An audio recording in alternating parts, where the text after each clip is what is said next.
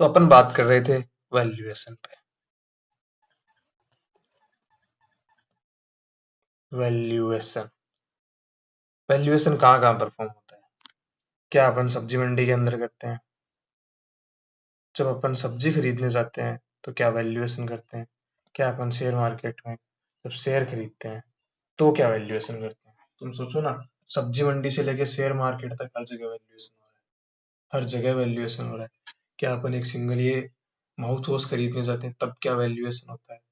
Valuation का तो मतलब ही यही है ना कि भाई अपन वैल्यू करते हैं कि क्या वो अपने वर्थ, अपने टाइम के वर्थ।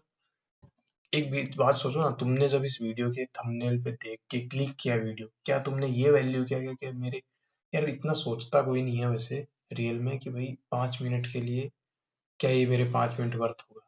बट सबकॉन्शियसली अपन सोचते हैं क्या अपन मूवी देखने जाते हैं।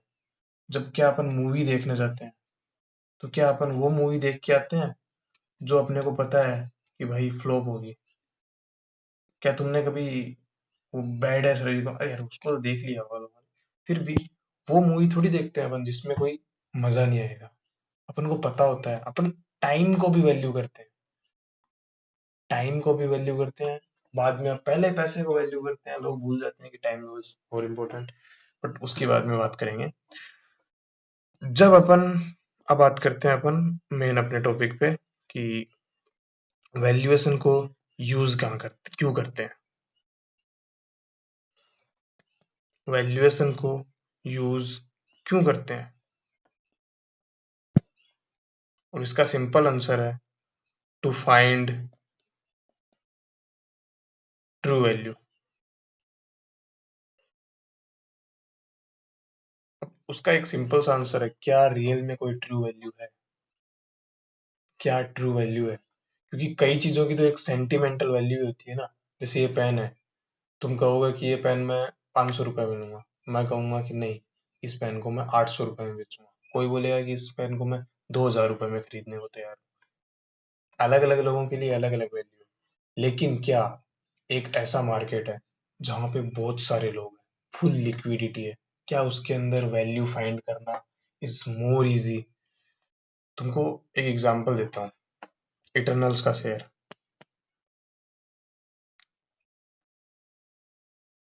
जोमेटो, जो जोमेटो है उसका शेयर, मान के चलो वो 200 रुपए पे ट्रेड हो रहा है।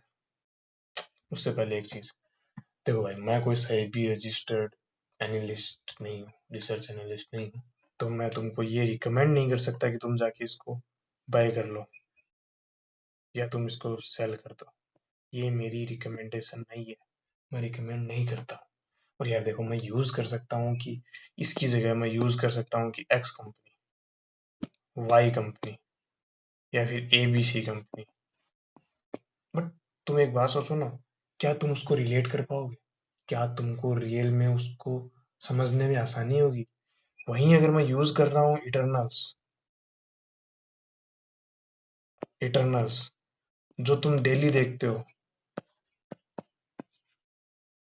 जो तुम डेली देखते हो, क्या वो तुम्हारे लिए हेल्पफुल होगा ज्यादा?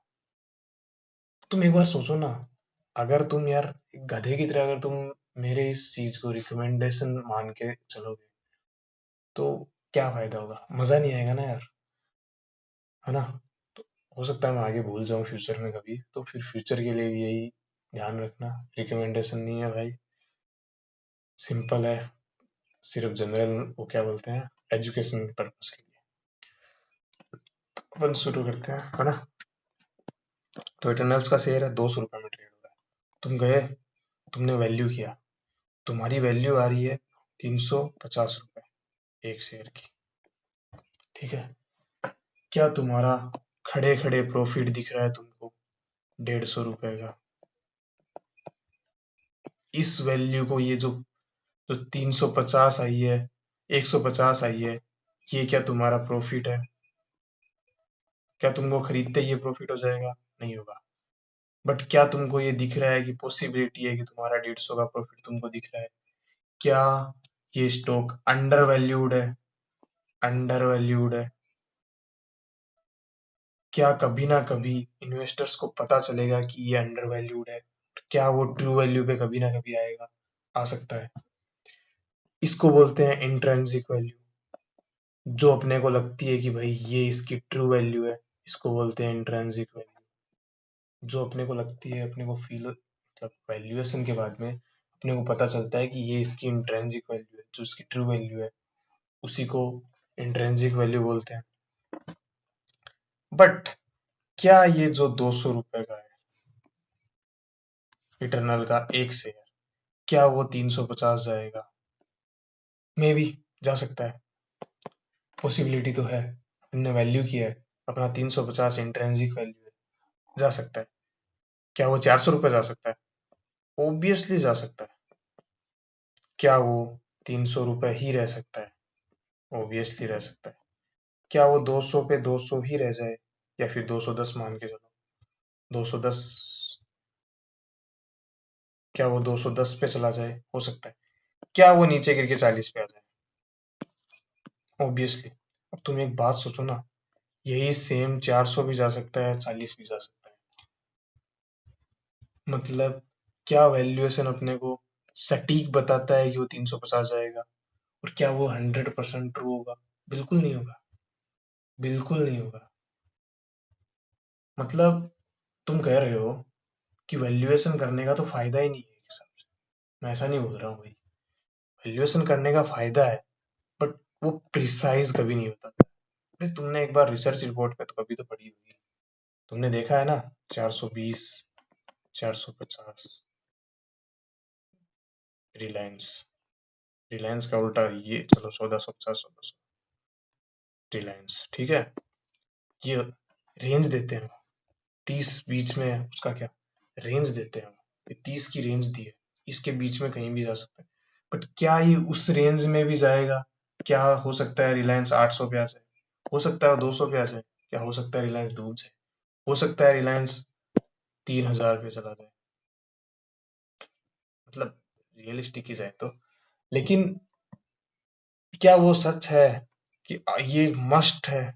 बिल्कुल मस्ट नहीं है भाई। तुम बड़े से बड़े रिसर्च एनालिस्ट की देखो ना रिपोर्ट, वैल्यूएशन के डीन अश्वत्थ दामोदरन, उनकी भी रिपोर्ट क्या बहुत कम सही होती है? क्या उनकी सिर्फ जोमेटो की सही हुई है? जो मतलब बहुत सी और भी हुई है, जो जोमेटो की थी वो सही हुई थी।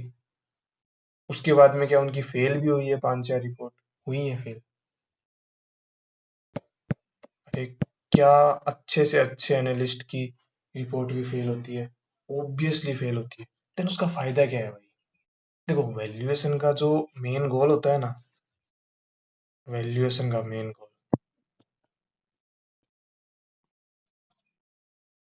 गोल क्या वो प्रिसाइज वैल्यू निकालना होता है?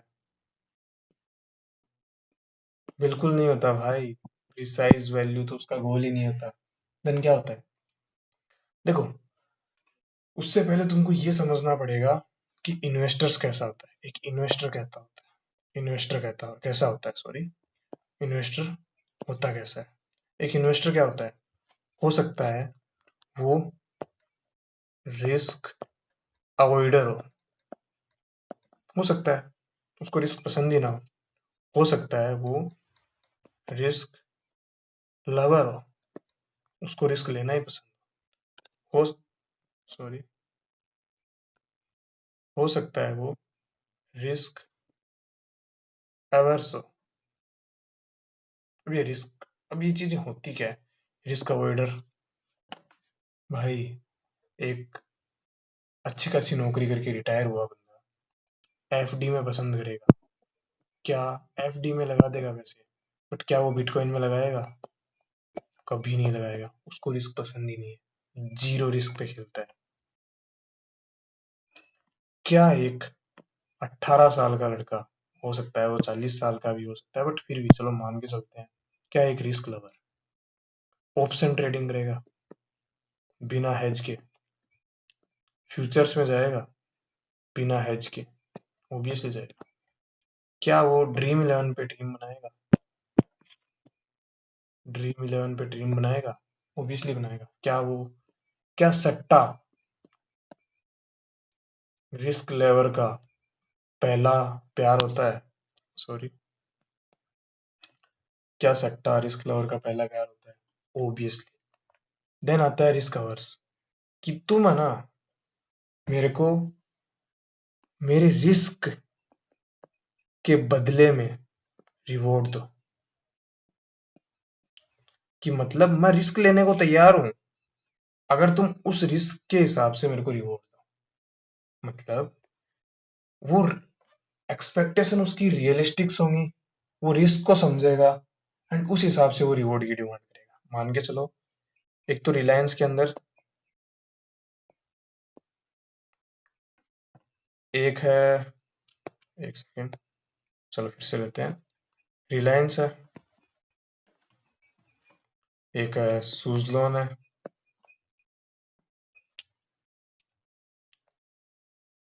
एक है जो इंडिया का गवर्नमेंट बॉन्ड है, और एक है चंदूलाल, चंदूलाल एल लिमिटेड। ठीक है, क्या एक रिस्क अवॉइडर यहाँ इन्वेस्ट करेगा? ऑब्वियसली यार, यहाँ पे रिस्क है ही नहीं ना। ऑब्वियसली वो यहाँ पे भी नहीं जाने का सोचेगा। क्या रिस्क अवर्स, यहाँ पे अगर यहाँ पे जा सकता है अगर यहाँ पे उसको 12% रिटर्न मिले, लेकिन यहाँ पे भी 12% रिटर्न मिले मान के चलो, तो क्या रिस्क अवर्स यहाँ पे जाएगा? ऑब्वियसली यहाँ पे जाएगा, क्योंकि सूजलोन और ये, क्या यहाँ पे रिस्क सूजलोन में ज्यादा है? ऑब्वियसली ज्यादा है। तो क्या वो यहाँ पे इसके लिए एक्स्ट्रा डिमांड करेगा? यहीं अगर उसको 5% एक्स्ट्रा रिटर्न की एक्सपेक्टेशन हो, 17% एक्सपेक्टेशन हो, तो क्या वो यहाँ जा सकता है? जा सकता है। बट वो बोल भी सकता है कि नहीं, नहीं जाऊंगा। वो बोले कि मेरे को 18 चाहिए, तो क्या 18% पे जाएगा? क्या वो रिस्क के बदले, क्या वो उस रिस्क को 6% एक्स्ट्रा रिस्क रिटर्न मांग रहा है? उस रिस्क के बदले मैं वो रिस्क ले रहा हूँ, मेरे को 6% एक्स्ट्रा रिटर्न चाहिए, उसी को रिस्क अवर्स बोलते हैं। क्या रिस्क लवर होता है, वो यहाँ पे 2% के ऊपर भी जाएगा, उसको पता है पैसे डूब सकते हैं, लेकिन मेरे को मजा आएगा, वो जाएगा यहाँ पे, 2% पे भी जाएगा। उसको अगर ये बोल दिया कि भाई यहाँ पे तेरा पैसा डबल हो जाएगा, 2x हो जाएगा 20 दिन में, सॉरी 21 दिन में, 21 दिन में तेरा पैसा डबल हो जाएगा, तू यहाँ लगा दे। क्या वो पैसा डूबने का चांसेस है? ऑब्वियसली डूबने के चांसेस है ना। तो अपन इसी टॉपिक पे आगे बातें करेंगे, अभी के लिए इतना ही।